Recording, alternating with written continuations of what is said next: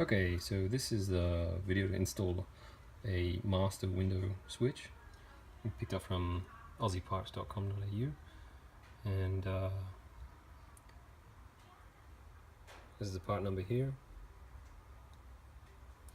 and this is the master window switch. Replaces 2011 Ford said territory. There's a 12 pin, so non-illumination. I believe it's 2014 onwards that has the illumination. So just take care to look at the part numbers and check your vehicle, and we're about to go ahead and install this. So this is the existing switch, a bit worn out. Car's got about 78,000 Ks on it. Yours might have more. What happens is inside these little winder switches, contacts, they burn out, or they get deposits on them that stop them making good electrical contact, and the winders stick or don't work at all when you go up, sometimes when you go down. The simplest way to do this is to take a look at a flathead screwdriver, pop it in the front there, and lever it up a little bit. If you notice on the new one, it's got that little tag that is designed to be pushed in, and that's what you're trying to hit with your flathead screwdriver. The other end, the back end, are just clips. So we're going to go ahead and take out the old one, put the new one in. Easy. We've popped that front bit off. You need to put a little bit of pressure on the back here. Just give it a little pop.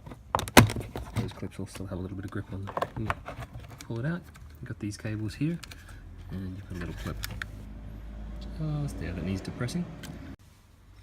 Okay, so now this is extracted.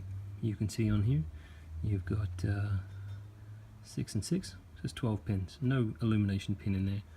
I don't have an example for the 13 pin with illumination, but just check that what you've bought match the number of pins to what your cable looks like.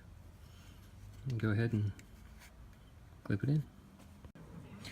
So once the switch is plugged in, you just want to give it a quick test. Make sure that it works. Auto down, up. You can see every window responds nicely now. And your final task is to go ahead, slot that piece in, push the back end down first, make sure that's locked in, and then your front end, same again, pop it into place. Job done. Alright, so that concludes the video.